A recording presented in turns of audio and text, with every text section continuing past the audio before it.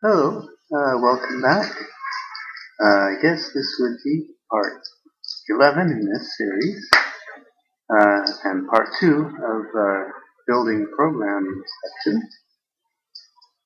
Um, to that end, I thought let's just jump right into it and get started.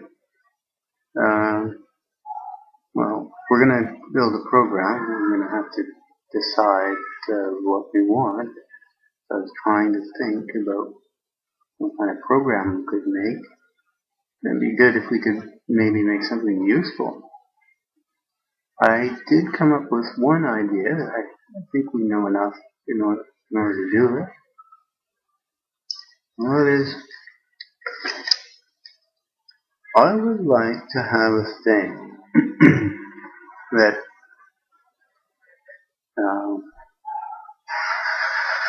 if I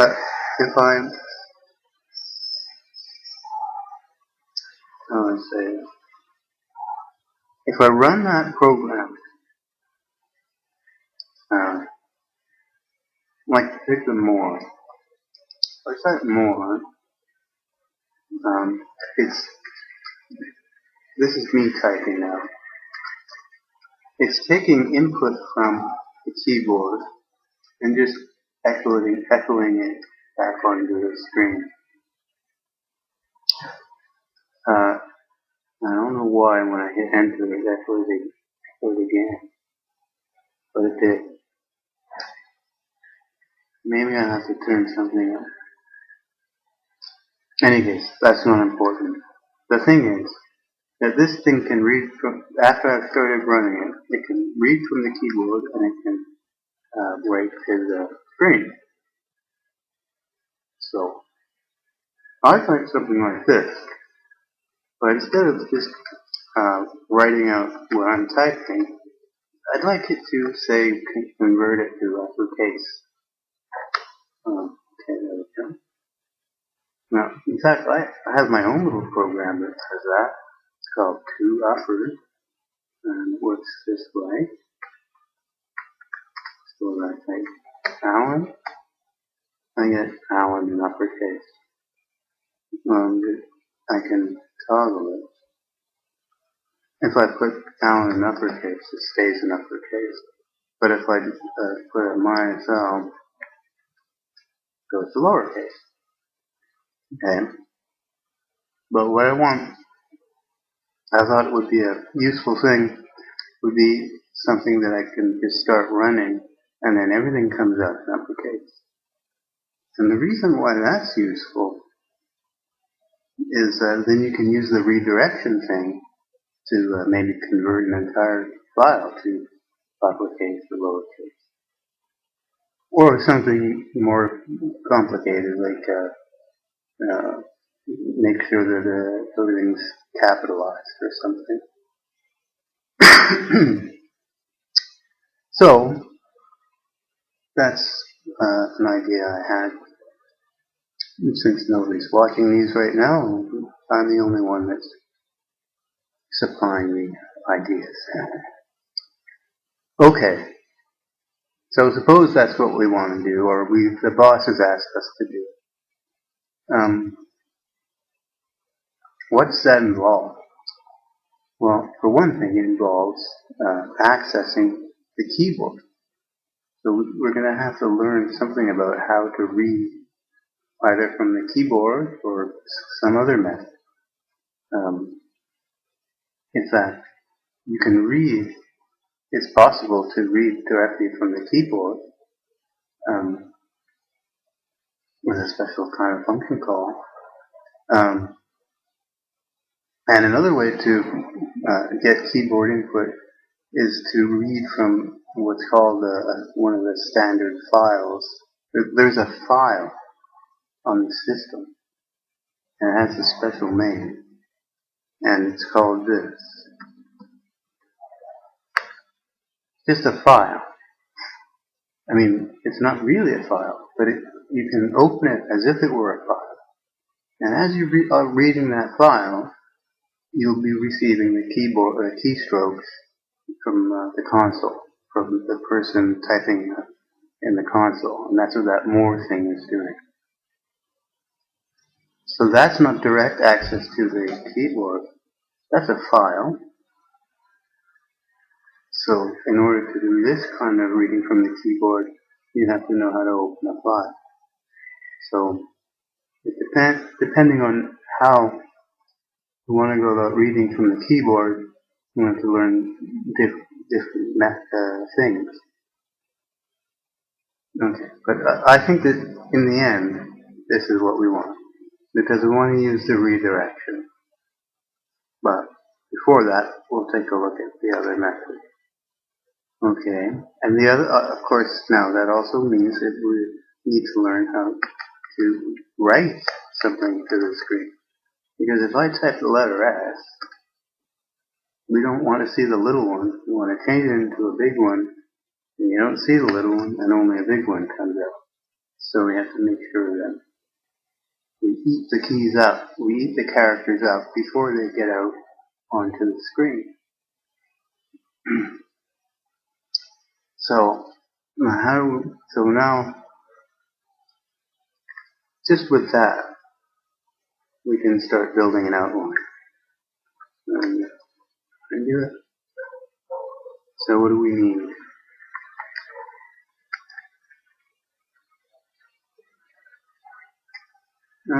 First thing we want to learn how to do is how to read from keyboard.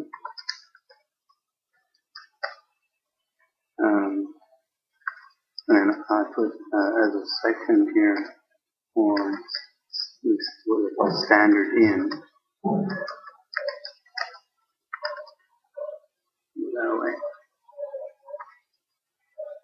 Okay. I guess I can put another one.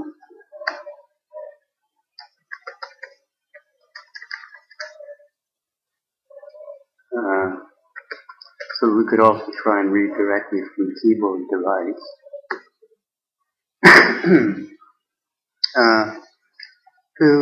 I just mentioned writing to the screen, print characters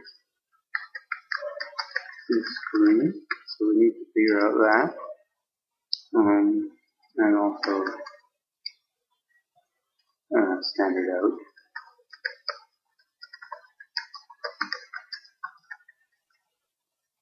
Or maybe direct, who knows? Maybe it's possible. The screen itself can be directly written to, and that's in fact what this edit program does. I'll save this.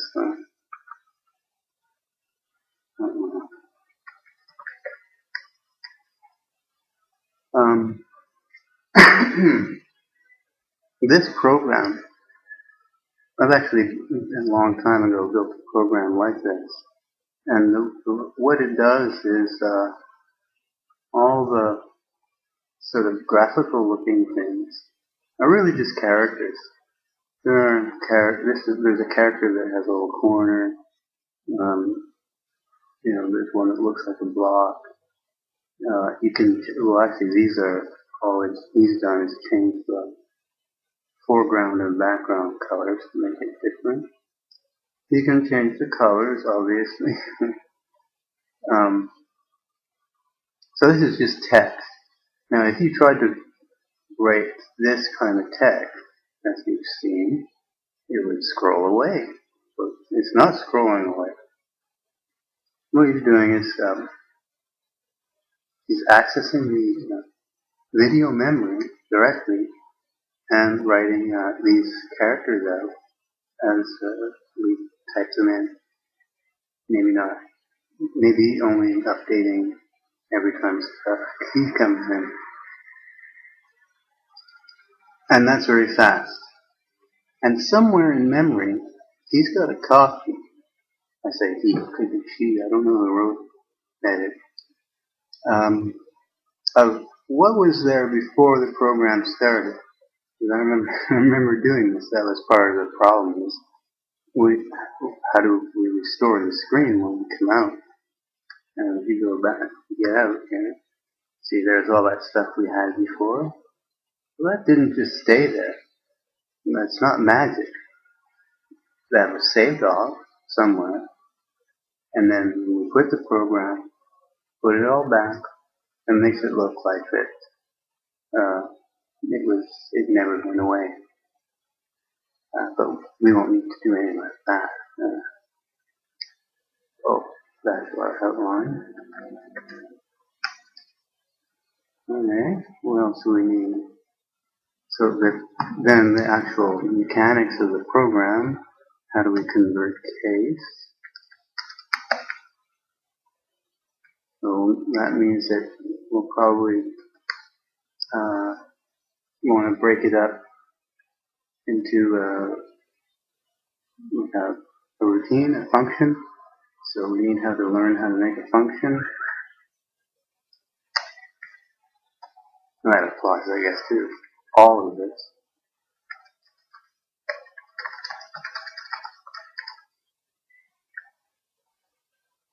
Now to call a function, I can put this in maybe number 1, 3 or 1. Put this up high. We're definitely going to have to split things up. So that means that our first objective maybe should be to learn how to have a function. That is, how to take a procedure and place it somewhere, and then we can reuse the procedure rather than writing it down every time, just like the toolbox.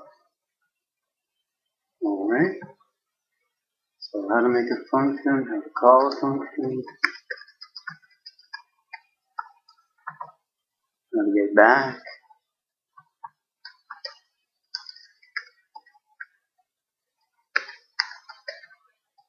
how to pass arguments.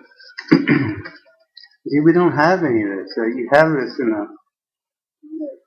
with your C compiler or whatever you're using, but we don't have any of that. We have to make it up ourselves.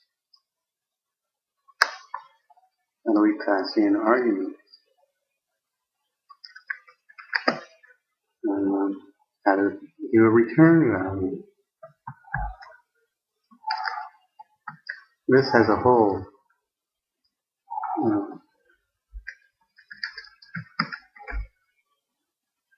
whack of things underneath this heading. For some reason there's history and stuff. Yeah. There we go. Okay. Now just extra nice little additions that would be good. I was thinking to print help. So what that involves is somewhere in our program we have to be able to find a way to store information. Remember, we don't have any of this, so we have to invent it. So how do we store data inside the program? We're going to have some code in there to do all this work, and we're going to have some data in there, and we certainly don't want to have them mixed up together. So we're going to want to find a way of keeping them separate. So we could do it by hand. Maybe that's what we'll do. Or maybe we can automate it somehow, We'll see. And what else? Now, the last thing is, there's the other possible way of the program could work. It's just like the one I showed you, my version. Which is, instead of reading from the keyboard, read from a file. Oh, sorry. This is just something I added. Instead of from the keyboard, from a file instead.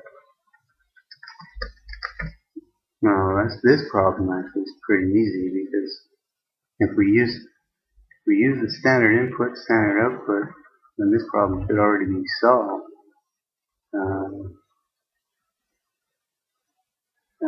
Well, oops. Oh, this actually, that's a part 5.1 I have, and actually I have a header for this file, which is program arguments. How do we get them? Do we get them? I mean, is the operating system going to help us in this, getting the program arguments? I'm pretty sure that if I type something in on the keyboard after a program, that the operating system is going to somehow get that information to my program. I shouldn't have to do that myself, because that happens before my program even starts. So how would I ever have a chance to have access to that information?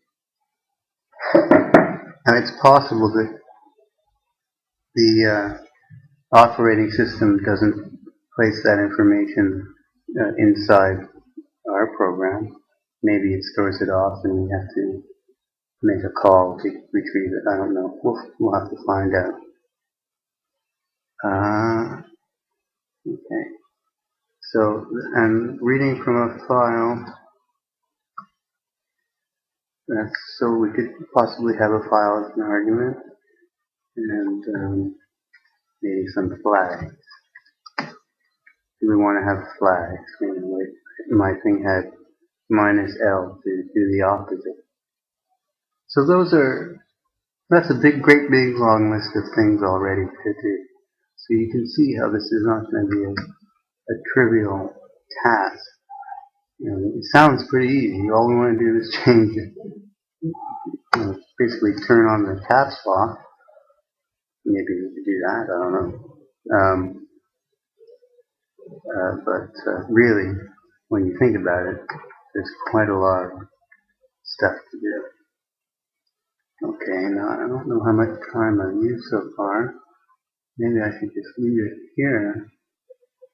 Let's see.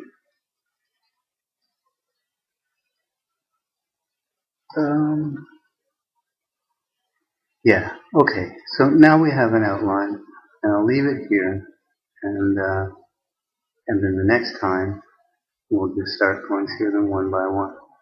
Okay, bye.